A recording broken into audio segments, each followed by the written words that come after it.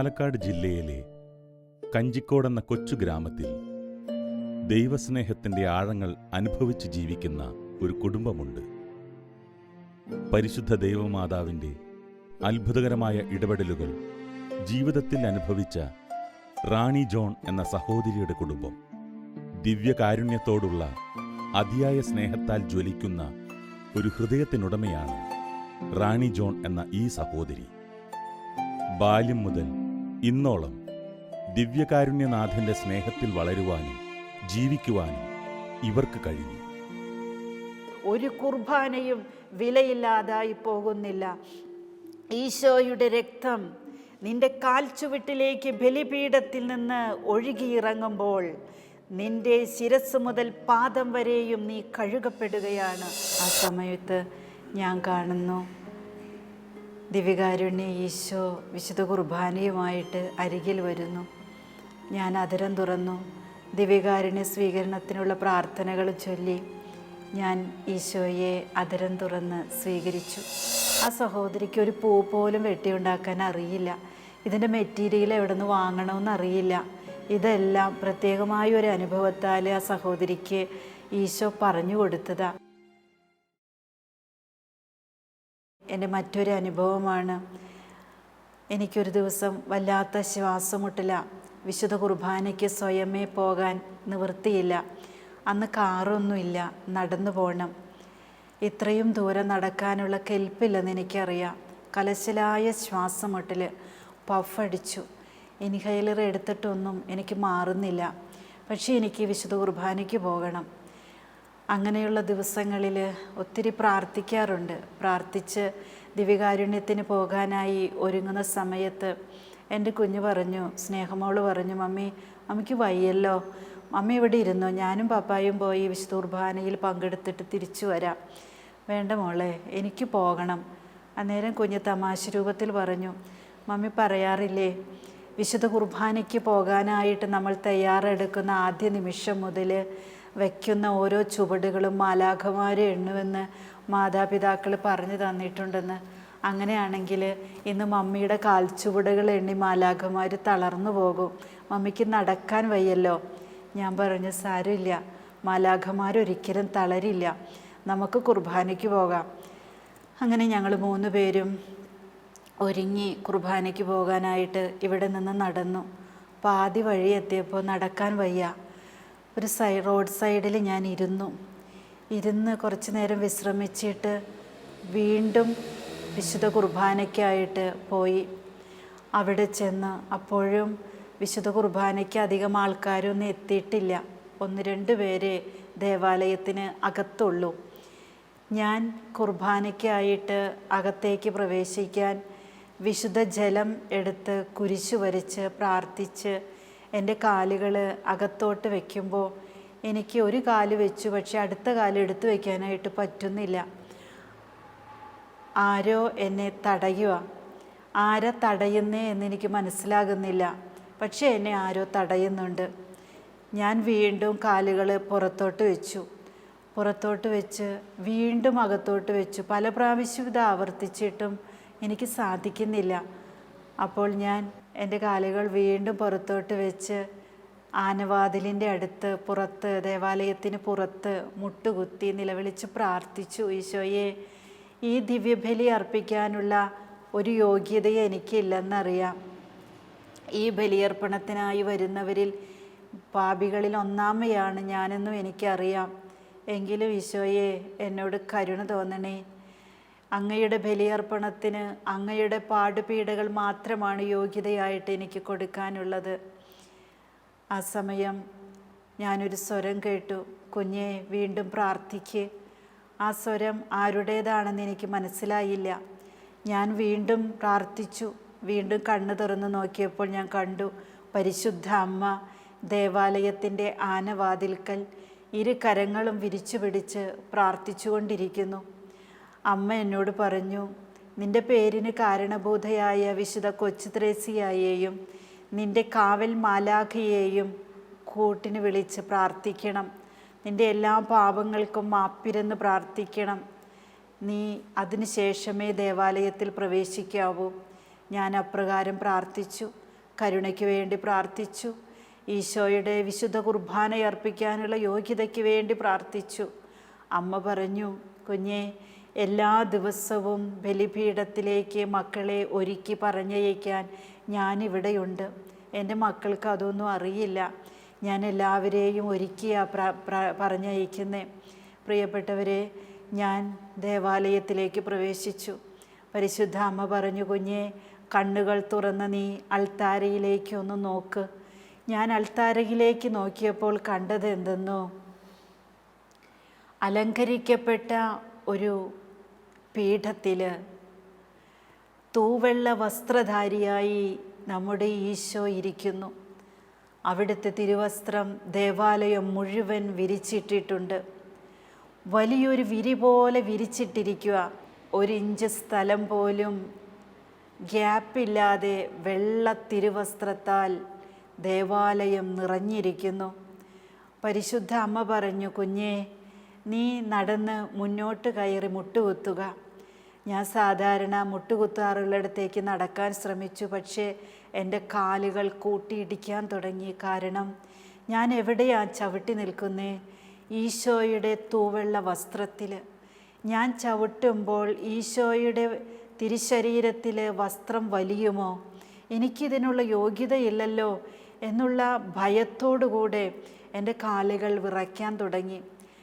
പരിശുദ്ധ അമ്മ പറഞ്ഞു, നിൻ്റെ കാലുകൾ വിറയ്ക്കേണ്ടതില്ല, വാ, ഞാൻ കൂട്ടിക്കൊണ്ടു പോകാം. അമ്മ കൂട്ടിക്കൊണ്ടു പോയി. ഞാൻ സാധാരണ മുട്ടുകുത്താറുള്ളിടത്ത് പോയി മുട്ടുകുത്തിയപ്പോൾ മാതാവ് പറഞ്ഞു, മോളെ, ചുറ്റുമൊന്ന് നോക്കുക. ഞാൻ ചുറ്റും നോക്കിയപ്പോൾ കുറച്ച് പേരൊക്കെ ദേവാലയത്തിൽ വന്ന് മുട്ടുകുത്തിയിട്ടുണ്ട്. ആ മുട്ടുകുത്തിയിടത്തൊക്കെ അഴുക്ക് ഉള്ള കാൽപാദങ്ങൾ പതിഞ്ഞിരിക്കുന്നത് ഞാൻ കണ്ടു. ഈ കാൽപാദങ്ങൾ പതിയുമ്പോൾ സംഭവിക്കുന്നത് എന്താണെന്ന് കാണാൻ ഈശോയുടെ ഹൃദയത്തിലേക്ക് നോക്കാൻ അമ്മ പറഞ്ഞു. സംഭവിക്കുന്നത് എന്തെന്നോ, നമ്മൾ ഓരോരുത്തരും വേണ്ടത്ര അനുതാപമില്ലാതെ, ഞാൻ ആരെയാണ് സമീപിക്കുന്നത് എന്ന ബോധ്യമില്ലാതെ വിശുദ്ധ ബലിക്കായി ദേവാലയത്തിൽ പ്രവേശിക്കുമ്പോൾ നമ്മുടെ പാപത്തിൻ്റെ അഴുക്ക് നിറഞ്ഞ ജീവിതത്തിൻ്റെ പ്രതിച്ഛായ ഈശോയുടെ തിരുവസ്ത്രത്തിൽ പതിയുന്നു. അത് പതിയുന്ന സമയത്ത് സംഭവിക്കുന്നത്, നമ്മുടെ പാപശരം ഏറ്റ് ഈശോയുടെ ഹൃദയം വിണ്ടുകീറുന്നു. പലരുടെയും പാപശരങ്ങൾ ഈശോയുടെ ഹൃദയത്തിലേറ്റിയിട്ട് വിണ്ടുകീറുന്ന ഹൃദയത്തിൽ നിന്നും തിരുരക്തം ഒഴുകുന്നതായിട്ട് ഞാൻ കണ്ടു. ഒഴുകിയ തിരുരക്തം, മുറിക്കപ്പെട്ട ഹൃദയം, മുറിവേറ്റ് ഈശോയുടെ തിരുശരീരത്തിൽ ഒരു ഭാഗവുമില്ല മുറിവേൽക്കാനായിട്ട്. അതുപോലെ മനുഷ്യമക്കളുടെ പാപത്തിൻ്റെ ശരങ്ങളേറ്റ് ഈശോയുടെ ശരീരം മുറിവേൽക്കുന്നു. ബലിയുടെ സമയമായി. പരിശുദ്ധ അമ്മ പറഞ്ഞു, ബലിവസ്തു കൊണ്ടുവന്നിട്ടുണ്ടല്ലോ, അത് ബലിപീഠത്തിൽ വയ്ക്ക്. അത് നീ എന്നെ ഏൽപ്പിക്ക്, ഞാനത് വയ്ക്കാം. ഞാൻ കരഞ്ഞ് എൻ്റെ കണ്ണിൽ കണ്ണീർ വറ്റുന്നൊരനുഭവത്തിലായി. എല്ലാവർക്കും വേണ്ടി ഞാൻ മാപ്പ് ചോദിച്ചു. ലോകം മുഴുവനുമിലുള്ള പാപികൾക്ക് മാനസാന്തരം കൊടുക്കണേ എന്ന് പ്രാർത്ഥിച്ചു. വിശുദ്ധ ബലി അർപ്പിക്കപ്പെടുന്ന എല്ലാ ദേവാലയങ്ങളിലും അനുതാപത്തിൻ്റെ ഹൃദയമുള്ള മക്കളെ ഒന്നിച്ചു കൂട്ടണേ എന്ന് പ്രാർത്ഥിച്ചു. അങ്ങനെ ബലിയർപ്പണത്തിനായിട്ടൊരുങ്ങി. പരിശുദ്ധ അമ്മ ബലിപീഠത്തിൻ്റെ വലതുഭാഗത്ത് മുട്ടുകുത്തി. അമ്മയുടെ ഹൃദയം വലിയൊരു ബലിപീഠമായിട്ടാണ് ഞാൻ കണ്ടത്. ബഹുമാനപ്പെട്ട വൈദികൻ ബലിയർപ്പിക്കാൻ വന്നു. അവിടെ ബലിയർപ്പണം നടക്കുകയാണ്. ഞാൻ ആദ്യമേ സൂചിപ്പിച്ചതുപോലെ ബലിയർപ്പണത്തിൻ്റെ ഓരോ ഭാഗങ്ങളും സത്യമായി അവിടെ സംഭവിക്കുന്നു. വിരിച്ചിട്ട ഹൃദയത്തിൽ, പരിശുദ്ധ അമ്മയുടെ ഹൃദയത്തിൽ തിരുക്കുമാരൻ ബലിയർപ്പിക്കുന്ന അനുഭവം, കാൽവരി അനുഭവം. കാൽവരിയിൽ തിരുക്കുമാരൻ അർപ്പിച്ച ബലി സ്വന്തം ഹൃദയത്തിൽ സ്വീകരിച്ച് സ്വന്തം നേത്രങ്ങൾ കൊണ്ട് കണ്ട് ഹൃദയം ബലിപീഠമാക്കിയ അമ്മ ഓരോ ബലിപീഠത്തിനരികെ നമ്മളെ കാത്തു നിൽപ്പുന്നുണ്ടെന്നും ഓരോ ബലിപീഠത്തിൻ്റെ അരികിലേക്ക് നമ്മൾ അണയുമ്പോൾ സ്നേഹത്തോടെ നമ്മളെ ആശ്വസിപ്പിക്കുന്ന ദൈവം നമുക്ക് ബലിയാടാകാൻ വരുന്നുണ്ടെന്നുള്ള സത്യം നമ്മൾ മനസ്സിലാക്കണമെന്ന് പരിശുദ്ധ അമ്മ ഓർമ്മിപ്പിച്ചു തരുക. ഈ ബലിയെ ഒരിക്കലും അവഗണിക്കരുതേ. സൂര്യോദയം മുതൽ അസ്തമയം വരെ കർത്താവിൻ്റെ ബലി ഇടതടവില്ലാതെ നടക്കുമ്പോൾ അവിടുത്തെ നാമത്തിന് മഹത്വം നൽകിക്കൊണ്ട് ധൂപവും കാഴ്ചകളും അർപ്പിക്കപ്പെടുന്നുവെന്ന് മലാക്കി 1:11 പറയുന്നത് സത്യമായിട്ട് സംഭവിക്കുമ്പോൾ വീടിനുള്ളിൽ പുതച്ചു മൂടിക്കിടന്ന് ഉറങ്ങരുതേ. അല്പമാശ്വാസത്തിനായിട്ട് ബലിയുടെ സമയം മാത്രം നിങ്ങൾ സ്വീകരിച്ച് നടക്കരുതേ. ബലിയർപ്പണം പൂർത്തീകരിക്കണം, ജീവിത ബലി പൂർത്തിയാകേണ്ടതിന്. നമ്മൾ വിശുദ്ധ കുർബാനയ്ക്ക് പോകാൻ മടി കാണിച്ചിട്ട് സ്വീകരിക്കാതെ പോകുന്ന ഒരു തിരുവോസ്തി ബ്ലാക്ക് മാസ് സെൻറ്ററുകളിൽ ലക്ഷക്കണക്കിന് രൂപയ്ക്ക് വിൽക്കപ്പെടുമ്പോൾ ഈശോയുടെ തിരുശരീരത്തെ വീണ്ടും കുരിശിലേറ്റുന്ന മഹാപാപി ഞാനും നിങ്ങളായി തീരുകയാണ്. അതുകൊണ്ട് ബ്ലാക്ക് മാസ് സെൻറ്ററുകളിൽ നടക്കുന്ന ഈശോ ഏൽക്കുന്ന നിന്ന അപമാനങ്ങൾക്ക് പരിഹാരമായിട്ട് വിശുദ്ധ കുർബാനയർപ്പിച്ച് പ്രാർത്ഥിക്കണം. പ്രിയപ്പെട്ടവരെ, ഈശോ പറഞ്ഞു തന്നിട്ടുണ്ട്, മക്കളെ, നിങ്ങളുടെ ജീവിതത്തിൽ സംഭവിക്കുന്ന എല്ലാ തെറ്റുകൾക്കും പാപങ്ങൾക്കും പരിഹാരം ചെയ്യാൻ നിങ്ങളെ കൊണ്ടാവില്ല, എന്നാൽ എനിക്കതാകും. അതുകൊണ്ട് പരിഹാര കുർബാന സ്വീകരണം നിങ്ങളുടെ ജീവിതത്തിൻ്റെ സ്വന്തമാക്കി മാറ്റണമെന്ന് ഈശോ നമ്മളോട് ആവശ്യപ്പെടുന്നു. വിശുദ്ധ കുർബാന സ്നേഹത്തോടെ നമുക്ക് സ്വീകരിക്കാം. നമ്മുടെ ജീവിതത്തിൻ്റെ എല്ലാ യാതനകൾക്കുത്തരം വിശുദ്ധ കുർബാനയിലുണ്ട്. അതുകൊണ്ട് കുർബാനയുടെ അനുഭവം ജീവിതത്തിൻ്റെ യാഥാർത്ഥ്യമാക്കി മാറ്റിക്കൊണ്ട് നമുക്ക് ജീവിക്കാം. അത്ഭുതകരമായ ദിവ്യകാരുണ്യ സ്വീകരണവും വിശുദ്ധ കുർബാനയുടെ രൂപാന്തരീകരണവും അനുഭവങ്ങളുടെ വെളിച്ചത്തിൽ അടിസ്ഥാനമായ കുർബാന ജീവിതത്തിന് അടിത്തറയിടാനായിട്ട് ഈശോ ഈ പാപിക്ക് അനുഗ്രഹം നൽകിയിട്ടുണ്ടെങ്കിൽ ഈ ലോകത്തിലെ എല്ലാ മക്കൾക്കും അത് അവകാശപ്പെട്ടതാണ്.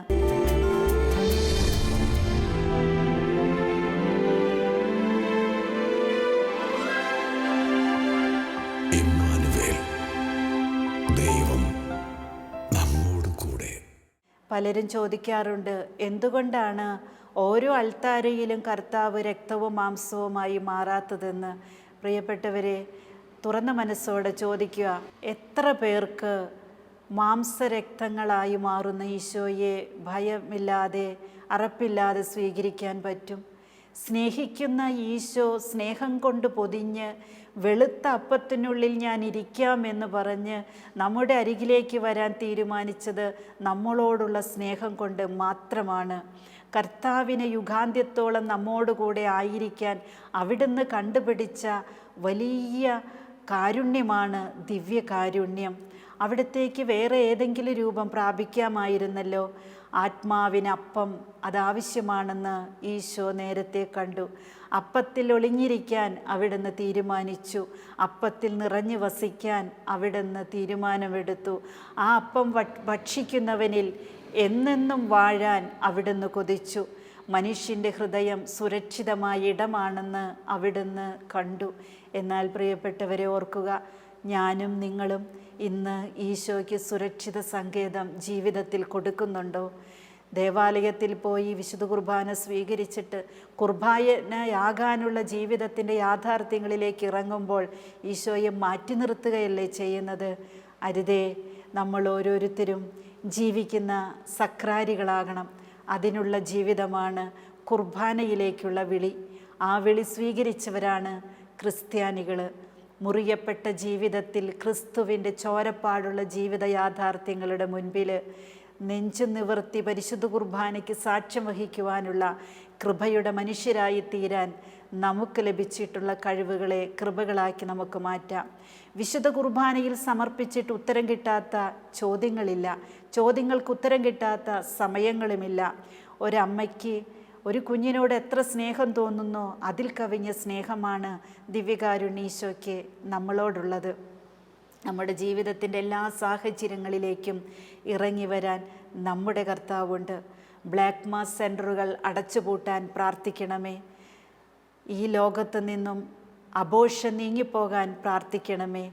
ജനിക്കേണ്ട ഉണ്ണിമിശിഹ ഏതൊക്കെയോ അമ്മയുടെ ഉദരത്തിൽ വെച്ച് കശാപ്പ് ശാലയിൽ അറക്കപ്പെടുന്നത് കണ്ടിട്ട് കണ്ണടച്ചിരിക്കരുതേ. കുഞ്ഞെ, വിശുദ്ധ കുർബാനയർപ്പിച്ച് പ്രാർത്ഥിക്കുമ്പോൾ ഈ പാപം ഈ ലോകത്ത് നിന്ന് നീങ്ങിപ്പോകും. ഈശോ ഉറപ്പേകിയിട്ടുണ്ട്. അത് സത്യമായിട്ടും സംഭവിക്കട്ടെ.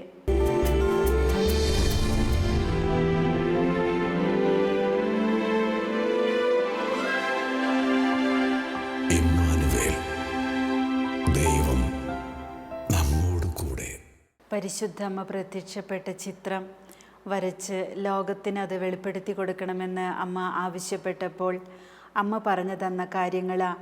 വിശുദ്ധ കുർബാന സൂക്ഷിക്കുന്ന സക്രാരിയാണ് അമ്മയുടെ വിമല ഹൃദയം.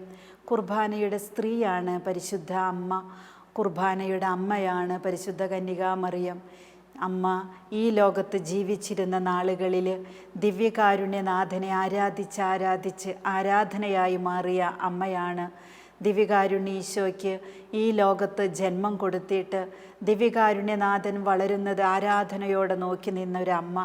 ആ അമ്മ തന്ന സന്ദേശമാണ് വിശുദ്ധ കുർബാനയുടെ സത്യമായ അനുഗ്രഹങ്ങളും അനുഭവങ്ങളും ലോകത്തിന് കൊടുക്കാനായിട്ട് ഈ ചിത്രം വണങ്ങപ്പെടുന്നത് നല്ലതാണെന്ന്. ജപമാല കൈകളിലേന്തി വിശുദ്ധ കുർബാന ഹൃദയത്തിൽ സ്വീകരിച്ചു നിൽക്കുന്ന പരിശുദ്ധ അമ്മയുടെ തിരുച്ചിത്രം ഇത് വരയ്ക്കാനായിട്ട് അനേകം തടസ്സങ്ങളുണ്ടായിരുന്നു. എന്നാൽ 100,000-ഓളം വിശുദ്ധ കുർബാന അർപ്പണങ്ങൾ നടത്തി അനേക മക്കൾ പ്രാർത്ഥിച്ചിട്ട് ദിവ്യകാരുണ്യ ഈശോയുടെ പ്രത്യേകമായ ഇടപെടൽ വഴിയായിട്ടാണ് ഈ ദിവ്യചിത്രം വരയ്ക്കാനായിട്ട് ഇടയായത്. പ്രിയപ്പെട്ട ഈശോയുടെ മക്കളെ, വിശുദ്ധ കുർബാനയുടെ ശക്തി സ്വീകരിക്കാനായിട്ട് ഒരു ചിത്രം കൊണ്ട് സാധിക്കുമോ എന്ന് ചോദിക്കുന്നവരുണ്ടായിരിക്കാം. പരിശുദ്ധ അമ്മയുടെ ആഹ്വാനങ്ങൾ സ്വീകരിച്ച് ഈ ചിത്രം വരച്ച് ഇതിവിടെ പ്രതിഷ്ഠിച്ചിട്ട് അനേക മക്കൾ വാങ്ങിക്കൊണ്ടുപോയി അവരും അവരുടെ ഭവനങ്ങളിലും മഠങ്ങളിലും ആരാധനാലയങ്ങളിലൊക്കെ വെച്ചിട്ട് അവർ പറയുന്ന അനുഭവങ്ങളുണ്ടല്ലോ. വിശുദ്ധ കുർബാനയിലേക്ക് അറിയാതെ ആകർഷിക്കപ്പെടുന്നൊരു അനുഭവം. അമ്മയെ നോക്കുമ്പോൾ കുർബാനയില്ലാത്തൊരു അമ്മയെ കാണാൻ പറ്റുന്നില്ല. കുർബാനയില്ലാത്ത അമ്മ ഈശോയെ നമുക്ക് തരാനും ആഗ്രഹിക്കുന്നില്ല. അതുകൊണ്ട് അമ്മയുണ്ടോ അവിടെ കുർബാനയുണ്ട്, കുർബാനയുണ്ടോ അവിടെ അമ്മയുണ്ട്. അപ്പോൾ അറിയാതെ വിശുദ്ധ കുർബാനയിലേക്ക് ആകർഷിക്കപ്പെടുന്ന ഒരു അനുഭവം അനേകർ സാക്ഷ്യപ്പെടുത്തിയിട്ടുണ്ട്. ഈ അനുഭവം പറയുമ്പോൾ ഞാൻ ഓർക്കുന്നു, വിശുദ്ധ കുർബാനയിൽ വിശ്വാസമില്ലാത്തൊരു സമൂഹം ഇവിടെ വന്നിട്ട് കുറേ പേര് പ്രാർത്ഥിച്ചപ്പോൾ അത്ഭുതകരമായ രീതിയിൽ എൻ്റെ ഉള്ളം കയ്യിൽ വിശുദ്ധ കുർബാന ഈശോ തന്ന അനുഭവം, വിശുദ്ധ കുർബാനയുടെ അടയാളപ്പെടുത്തിയ അനുഭവം, വിശുദ്ധ കുർബാന സ്വീകരണങ്ങൾ കണ്ട് അനുഭവത്തിലേക്ക് വന്നവർ, ഇതൊക്കെ വലിയൊരു സ്തുതിക്കോ സ്വയം പുകഴ്ചയ്ക്കോ ആയിട്ട് ഞാൻ പറയല്ല. എനിക്കൊരിക്കലും മറ്റുള്ളവർക്ക് ഇതെല്ലാം പറഞ്ഞു കൊടുത്ത് ആളാകണം എന്നുള്ളൊരു ആഗ്രഹമില്ല. ഒരാൾ ദൈവമായി മാറാൻ ഞാൻ ആഗ്രഹിക്കുന്നുമില്ല. അതുകൊണ്ട് തന്നെ ഞാൻ ഇപ്പോൾ കിട്ടിയ ഒരു അവസരത്തിൽ പറയാം, റാണിയെ കാണാൻ ആരും ഈ ആലയത്തിൽ വരരുത്. റാണിക്ക് ഒന്നിനും കഴിവില്ലാത്തവളാ. എന്നാൽ ഈശോ ഇവിടെ പ്രവർത്തിക്കുന്നുണ്ട്. പരിശുദ്ധാത്മാവ് പ്രചോദനം നൽകുകയാണെങ്കിൽ പരിശുദ്ധ അമ്മയുടെ ഹൃദയത്തിലിരിക്കുന്ന ദിവ്യകാരുണ്യ ഈശോയോട് എല്ലാ ദുഃഖങ്ങളും സങ്കടങ്ങളും പറയാൻ നമുക്കിവിടെ പ്രാർത്ഥനയ്ക്കായിട്ട് ഒരുമിക്കാം.